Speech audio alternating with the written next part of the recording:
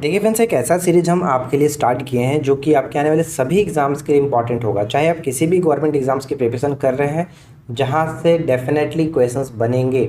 अगर आप इस सीरीज़ को रेगुलर फॉलो करेंगे, रेगुलर इस चीज़ को आप अच्छे से टेस्ट देंगे, तो डेफिनेटली कहीं ना कहीं आपके लिए बहुत ज़्यादा ये फ़ायदेमंद होगा। तो मैं चाहूँगा कि आप इससे पहले की वीडियो अगर आपने नहीं देखा है तो ज़रूर देखिए, और आगे आने वाली जो भी सीरीज होगी इसको आप फॉलो करिए। ठीक है। सबसे पहले मैं आपको रिकमेंड करूंगा कि आप इस क्वेश्चन का राइट आंसर नीचे कमेंट करके बताइए कि सही आंसर क्या होगा। ठीक है, तो चलिए फिर इस वीडियो को शुरू करते हैं। तो सबसे पहला प्रश्न हमारा ये बनता है कि बौद्ध धर्म में पतिमोक्ष संहिता किससे संबंधित है। पतिमोक्ष संहिता किससे संबंधित है? बौद्ध धर्म के अंतर्गत पतिमोक्ष संहिता का संबंध किससे है? तो सही आंसर हो जाएगा ऑप्शन सी, अनुशासन से। अनुशासन से। ठीक है, ऑप्शन यहाँ पे सी होगा। किस वेदांग को वेद की नासिका कहा गया है? किस वेदांग को वेद की नासिका? वेदांगों की संख्या 6 होता है, और उनमें से किस वेदांग को यहाँ पे वेद की नासिका कहा गया? तो यहाँ पे ध्यान रखना, सही आंसर आपका हो जाएगा ऑप्शन डी। जो शिक्षा है उसको वेद की नासिका कहा जाता है। कभी कभी पूछा था कि वेद का नेत्र किसको कहते हैं? वेद का नेत्र जो है वो ज्योतिष जो है, इसको वेद का नेत्र कहा जाता है। तो फिलहाल इस प्रश्न का सही आंसर ऑप्शन डी बन जाएगा। नेक्स्ट आता है कि निम्नलिखित में से कौन सा उपनिषद अकबर के समय लिखा गया था? अकबर के समय में लिखा गया था वो उपनिषद कौन सा है? तो राइट आंसर ऑप्शन सी, अलोपनिषद। ठीक है, अलोपनिषद यहाँ पे करेक्ट आंसर बनेगा। अगला प्रश्न, महान भारतीय कवि और नाटककार महाकवि कालिदास ने निम्नलिखित में से कौन सी पुस्तक नहीं लिखी है? यानी निम्नलिखित में से कौन सी जो रचना है वो कालिदास की नहीं है? तो अकॉर्डिंग टू ऑप्शन हम कह सकते हैं मालती माधव। मालती माधव के लेखक भवभूति होते हैं। यहाँ पे सही आंसर सी हो जाएगा, जो कि इनके द्वारा नहीं लिखा गया। 15वीं शताब्दी के शुरुआती समय में विजयनगर के तत्कालिक राजा देवराय द्वितीय द्वारा बनाया गया हजारा राम मंदिर किस राज्य में स्थित है? हजारा राम मंदिर किस राज्य में स्थित है? तो कर्नाटक करेक्ट आंसर है, कर्नाटक ऑप्शन डी। नेक्स्ट आता है, निम्नलिखित घटनाएं किस कालक्रम में घटित हुई थी उसके अकॉर्डिंग हमें सजाना है। देखिए, अगर हम यहाँ पे एक एक करके देखा जाए तो सबसे पहले हमारा चौरी चौरा की घटना, जो पहला हमारा पॉइंट आता है वो आपका 1922 की घटना है। ठीक है, 1922 के। सेकेंड पॉइंट देखा जाए तो जलियांवाला बाग, ये आपका 1919 की घटना है, 1919। थर्ड पॉइंट रॉलेट एक्ट, तो ये भी आपका 1919 की घटना है। अब यहाँ पे बात आती है कि पहले कौन हुआ। तो देखिए, रॉलेट एक्ट की घटना जो कि वो मार्च में आपका हुआ था। ठीक है, मार्च में। जबकि जलियांवाला बाग है वो अप्रैल में हुआ, अप्रैल में, राइट, 13 अप्रैल के आसपास, 13 अप्रैल 1919। जबकि ये आपका मार्च में 1919 में हुआ था। और चंपारण सत्याग्रह, तो ये आपको पता है, ये चौथा पॉइंट हमारा वो 1917 होगा। तो सबसे पहले हम क्या देखेंगे, सबसे पहले 4 आएगा, तो 4 मार्च वाला, और उसके बाद 1919, यानी पहले 3 आएगा, मार्च 1919। तो 4 3 2 1, सही आंसर ऑप्शन यहाँ पे सी को टिक करेंगे। ठीक है, अगला प्रश्न, अखिल भारतीय खिलाफत सम्मेलन 1919 का अध्यक्ष किसको चुना गया था? अखिल भारतीय खिलाफत सम्मेलन का अध्यक्ष किसको चुना गया था? तो यहाँ पे हमारा सही आंसर बनेगा ऑप्शन डी, इनमें से कोई नहीं। इनमें से कोई नहीं, क्योंकि महात्मा गांधी जी को बनाया गया था। 23 नवंबर 1919 को दिल्ली में अखिल भारतीय खिलाफत कमेटी का अधिवेशन हुआ। गांधी जी को इसका अध्यक्ष चुना गया था। इस आंदोलन को शुरू करने का श्रेय अली बंधु, मौलाना मोहम्मद अली और शौकत अली को दिया जाता है। ठीक है, अली बंधु यानी मौलाना मोहम्मद अली और शौकत अली को दिया जाता है। बौद्ध धर्म का नया संप्रदाय, जिसे महायान धर्म कहा जाता है, निम्नलिखित में से किस परिषद के दौरान अस्तित्व में आया था?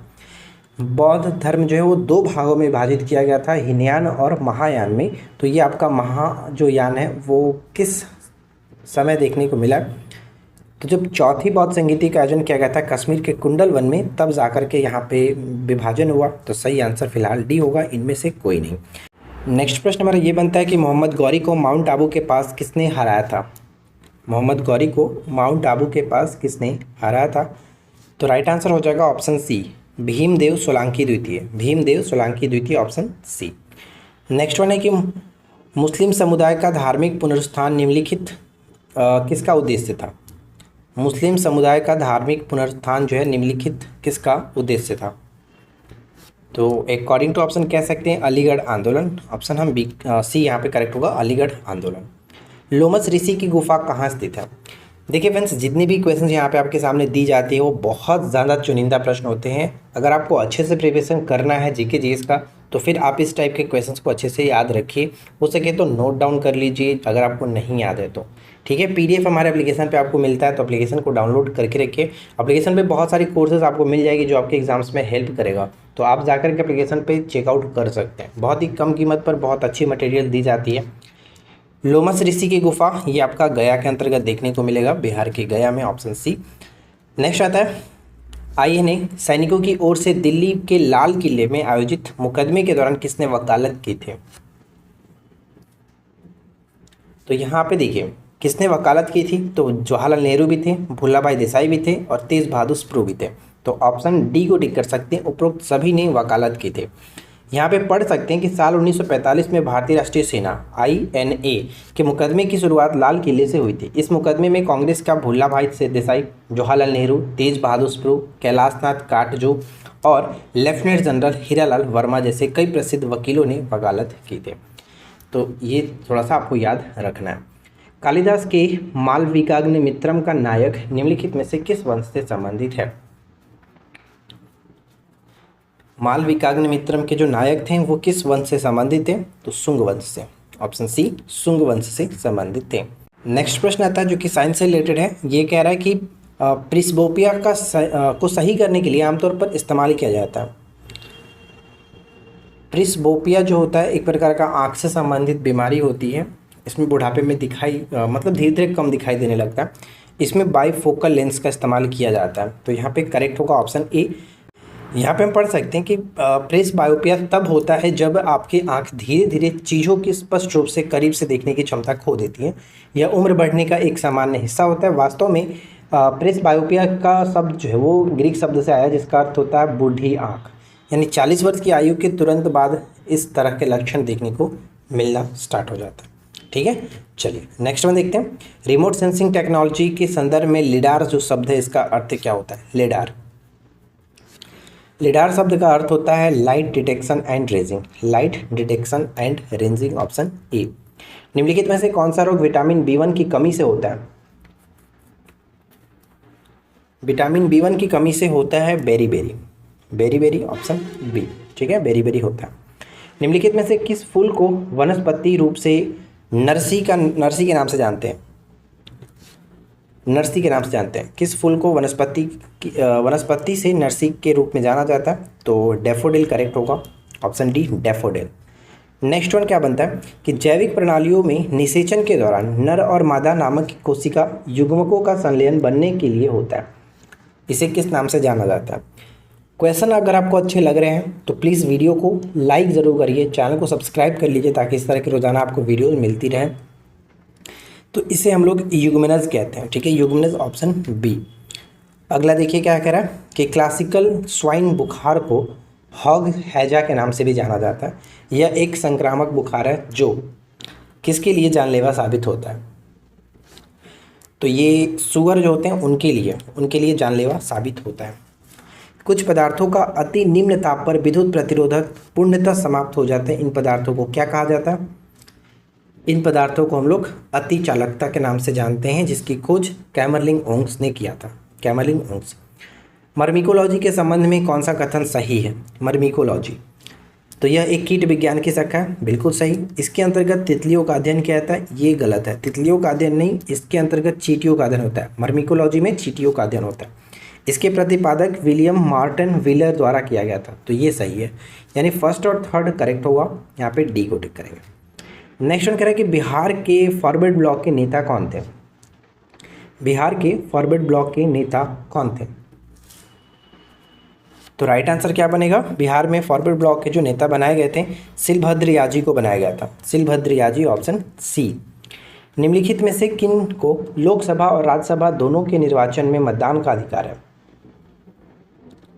लोकसभा और राज्यसभा दोनों में निर्वाचन करने का अधिकार है, तो है राज्य विधानमंडल के निम्न सदन के निर्वाचित जो सदस्य होते हैं उनको। यहाँ पे डी बिल्कुल सही आंसर बन जाएगा। भारत के राष्ट्रपति के पद से संबंधित निम्नलिखित में से कौन सा कथन सही है? राष्ट्रपति के पद से जुड़ा हुआ कौन सा कथन सही है? तो राष्ट्रपति को विशेष मामले में किसी अपराधी को क्षमादान की शक्ति दी गई है, तो ये बिल्कुल सही है। आपातकाल के दौरान राष्ट्रपति राज्यसभा को भंग कर सकते हैं। देखिए राज्यसभा एक अस्थायी सदन है, इसको भंग नहीं किया जाता है, तो करेक्ट होगा केवल और केवल एक, ऑप्शन ए बिल्कुल सही होगा। मतलब कि ऑप्शन सी केवल एक। विधि का शासन की संकल्पना कहाँ की संवैधानिक प्रणाली से ली गई थी? विधि का शासन की संकल्पना कहाँ की संवैधानिक प्रणाली से ली गई है? ब्रिटेन से, ठीक है, ब्रिटेन से ग्रहण किया गया। भारतीय संविधान का कौन सा अनुच्छेद यह निर्धारित करता है कि राज्य के नीतिशक सिद्धांत किसी न्यायालय द्वारा लागू नहीं किए जा सकते हैं? किसी न्यायालय द्वारा लागू नहीं किया जा सकते हैं, ये आपका आर्टिकल 37 होगा, ऑप्शन सी 37। यहाँ पे पढ़ सकते हैं कि भारतीय संविधान का अनुच्छेद 37 बताता है कि किसी राज्य के नीति शासक सिद्धांतों को किसी भी अदालत द्वारा लागू नहीं किया जा सकता है। हालांकि ये सिद्धांत देश के शासन में मौलिक है और कानून बनाने में इसका पालन करना राज्य का कर्तव्य होता है। और राज्य के निषेध सिद्धांत कहाँ से ग्रहण किया गया? तो ये आयरलैंड के संविधान से ग्रहण किया गया। भारत के संविधान के अंतिम व्याख्याकार और संरक्षक कौन है? हर टाइप के क्वेश्चन मैंने आपको यहाँ पे इंक्लूड करता है, जैसे कि मीडियम, इजी टू मॉडरेट भी और मॉडरेट टू हाई भी, कुछ क्वेश्चन हमने यहाँ पे इंक्लूड कर दिया। तो देखिए अंतिम व्याख्याकार और संरक्षक के रूप में अगर देखा जाए तो सर्वोच्च न्यायालय बिल्कुल सही होगा, ऑप्शन ए सर्वोच्च न्यायालय। नेक्स्ट आता है कि सरकारी आयोग के संबंध में निम्नलिखित कथनों पर विचार करिए। सरकारी आयोग, तो देखिए इसका गठन जो है 1983 में किया गया था, ये सही है। इस आयोग का गठन केंद्र राज्य संबंधों पर विचार करने हेतु किया गया। दोनों के दोनों कथन सही है, तो सी को टिक कर सकता हूँ, ठीक है, दोनों कथन सही है। उद्देशिका के महत्व को रेखांकित करते हुए किसने कहा था कि संविधान अगर शरीर है तो उद्देशिका उसकी आत्मा है? संविधान अगर शरीर है तो उद्देशिका उसकी आत्मा है, ये बात कही गई थी सुभाष कश्यप के द्वारा। सुभाष कश्यप। उन दो सैयद भाइयों का नाम क्या है जिन्होंने मुगल के बाद के काल में किंग मेकर्स की भूमिका निभाई? किंग मेकर्स की भूमिका निभाई अब्दुल्ला खान और हुसैन अली। अब्दुल्ला खान और Hussain Ali, option C. Next देखते हैं। अगला प्रश्न है कि भारत सरकार द्वारा किस पंचवर्षीय किस परियोजना में हाथी जो परियोजना लॉन्च की गई थी, किस वर्ष में हाथी परियोजना लॉन्च की गई? किस वर्ष परियोजना हाथी लॉन्च किया गया था, यानी एलिफेंट प्रोजेक्ट जो लॉन्च किया गया वो 1992 था, 1992। 72 में क्या हुआ था? गिर सिंह प्रोजेक्ट, और 73 में टाइगर प्रोजेक्ट। नेक्स्ट आता है कि सूर्य की बढ़ती दूरी के अनुसार ग्रहों का निम्नलिखित में से कौन सा क्रम सही है? तो सबसे पहले अगर सन अगर यहाँ पे है तो सन के जस्ट बाद आपका होता है मरकरी, उसके बाद होता है आपका वीनस, उसके बाद हम देखते हैं हमारा अर्थ, और उसके बाद आता है आपका मार्स, ठीक है, मार्स। तो ये हमारा सही क्रम बनेगा, जो कि ऑप्शन हम ए को टिक कर सकते हैं। बुध, शुक्र, पृथ्वी और मंगल। Correct answer option A. पृथ्वी से सबसे नज़दीक तारा सूर्य है, जबकि प्रॉक्सिमा सेंचुरी पृथ्वी से दूसरा सबसे नज़दीक तारा। तो इसकी दूरी दूसरी मतलब इसकी दूसरी पृथ्वी से करीब क्या है? इसकी दूरी है पृथ्वी से करीब, थोड़ा सा मिस्टेक है यहाँ पे, ये इसकी दूरी पूछ जा रहा है कि प्रॉक्सिमा सेंचुरी से लेकर के पृथ्वी तक की जो दूरी है वो कितनी है। तो यहाँ पे हो जाता है 4.24 प्रकाश वर्ष, 4.24 प्रकाश वर्ष, ऑप्शन ए। नेक्स्ट आता है कि कोलिया भोमोरा जो सेतु है वो किस राज्य में स्थित है? कोलिया भोमोरा सेतु किस राज्य में स्थित है? तो ये पड़ता है आपका असम के अंतर्गत, ठीक है, असम के अंतर्गत, तो ऑप्शन बी हो जाएगा। धर्मराज रथ स्मारक कहाँ स्थित है? धर्मराज रथ स्मारक कहाँ स्थित है? तो ध्यान दीजिएगा, धर्मराज रथ स्मारक पड़ता है आपका महाबलीपुरम में, तो बी को टिक करेंगे, महाबलीपुरम। कर्क रेखा के संदर्भ में पश्चिम से पूर्व की तरफ राज्यों का क्रम क्या है? कर्क रेखा के संदर्भ में पश्चिम से पूर्व की तरफ राज्यों का क्रम क्या है? तो इसके लिए एक छोटा सा मैंने ट्रिक आपको बताया था कि गरम छत झारो पत्र मिलेगा। अगर यानी पश्चिम से पूर्व की तरफ इस तरह से जाएंगे या बढ़ेंगे तो राज्यों का क्रम जो देखने को मिलेगा, सबसे पहले गुजरात, उसके बाद राजस्थान, उसके बाद मध्य प्रदेश। तो अकॉर्डिंग टू ऑप्शन हम यहाँ पे मध्य प्रदेश 4 से स्टार्ट कर सकते हैं, क्योंकि पश्चिम से पूर्व ही सजाना है। तो मध्य प्रदेश के बाद अगर देखा जाए तो छत्तीसगढ़ आएगा, तो छत्तीसगढ़ यानी 2 हो जाएगा, 4 2, ऑप्शन यहाँ पे डी मिल रहा है, ठीक है, तो ऑप्शन डी को टिक करेंगे। नेक्स्ट आता है कि सरमा और लिसार निम्नलिखित में से किसकी सहायक नदियाँ हैं? सरमा और लिसार किसकी सहायक नदियाँ हैं? तो ये शारदा की सहायक नदियाँ, ऑप्शन बी होगा शारदा।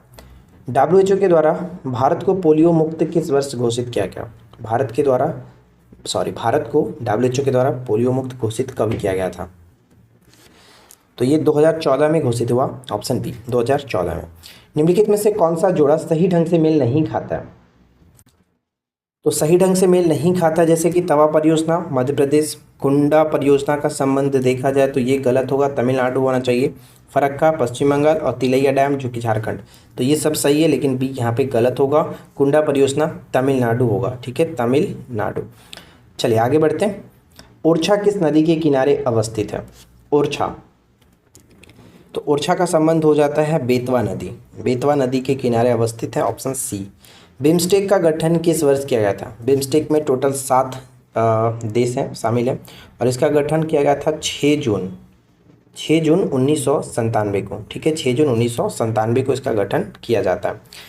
अगला प्रश्न आता है कि प्रित्जर पुरस्कार एक अंतर्राष्ट्रीय पुरस्कार है जो निम्नलिखित में से किस क्षेत्र में किए गए योगदान के सम्मान में दिया जाता है? तो जो प्रित्जर पुरस्कार होता है वो आर्किटेक्चर के क्षेत्र में, वास्तुकला के क्षेत्र में दिया जाता है और पुलित्जर पुरस्कार वो आपका पत्रकारिता में दिया जाता है। असल झील किस महाद्वीप का सबसे निचला स्थल है? असल झील का संबंध हो जाएगा आपका अफ्रीका, ऑप्शन डी अफ्रीका। मत्स्य महोत्सव निम्नलिखित में से किस राज्य से संबंधित है? मत्स्य महोत्सव जो है ये किस राज्य से संबंधित हो जाता है? तो ध्यान रखना है कि मत्स्य महोत्सव जो है वो राजस्थान के अलवर में मनाया जाता है, राजस्थान के अलवर में। अगला प्रश्न कि काइक हतियो जो पैगोडा है वो कहाँ स्थित है? काइक हतियो पैगोडा कहाँ स्थित है? तो ये सब पैगोडा आपको जानते ही हैं, म्यांमार में है। बिहार के फॉरवर्ड ब्लॉक के नेता कौन थे? बिहार के फॉरवर्ड ब्लॉक के नेता कौन थे? तो ध्यान देना, बिहार के फॉरवर्ड ब्लॉक के नेता जो कि सिलभद्र याजी, यहाँ पे ऑप्शन हम सी को टिक कर सकते हैं। बिहार में पटना के बिहटा में किसान सभा की स्थापना स्वामी सहजानंद सरस्वती ने कब की थी? बिहार में पटना की बिहटा में किसान सभा की स्थापना स्वामी सहजानंद सरस्वती ने कब किया था? तो 4 मार्च 1928 को, 29 में जाकर के काफ़ी प्रसिद्ध हुआ, लेकिन 28 में इसकी स्थापना की गई। वर्ल्ड डेवलपमेंट रिपोर्ट किस संस्था द्वारा जारी किया जाता है? वर्ल्ड डेवलपमेंट जो रिपोर्ट है वो किस संस्था के द्वारा प्रकाशित किया जाता है? तो ये विश्व बैंक के द्वारा जारी किया जाता है, यानी अंतर्राष्ट्रीय पुनर्निर्माण एवं विकास बैंक, ऑप्शन बी विश्व बैंक के द्वारा जारी किया जाता है। नेक्स्ट आता है कि ट्विडल शब्द किस खेल से संबंधित है? ट्विडल शब्द का संबंध किस खेल से है? तो ये आपका हो जाएगा टेबल टेनिस। ट्विडल शब्द टेबल टेनिस से संबंधित है। आज की इस वीडियो का आखिरी प्रश्न आता है कि करकम वांगटा पनबिजली संयंत्र जो है वो किस राज्य में अवस्थित है? तो इसका सही आंसर हो जाएगा आपका हिमाचल प्रदेश। करकम वांगटा पनबिजली संयंत्र जो है वो आपका हिमाचल प्रदेश में स्थित है। अगर आपने स्टार्टिंग में इस क्वेश्चन का राइट आंसर दिया था तो आज आप इस क्यूज का विनर बनते हैं। और आप नीचे कमेंट करके बताइए कि आपने 50 में से कितना स्कोर किया। वीडियो आपको कैसा लगा? वीडियो पसंद आया हो तो लाइक ज़रूर करिएगा, फ्रेंड के साथ शेयर कर दीजिए और चैनल पे पहली बार है सब्सक्राइब करके नोटिफिकेशन बेल आइकन को ऑल पे सेट कर लीजिए। हम मिलते हैं आपके साथ इसी प्रकार के नेक्स्ट वीडियो में नए टॉपिक के साथ। Thanks for watching, keep learning, have a good day.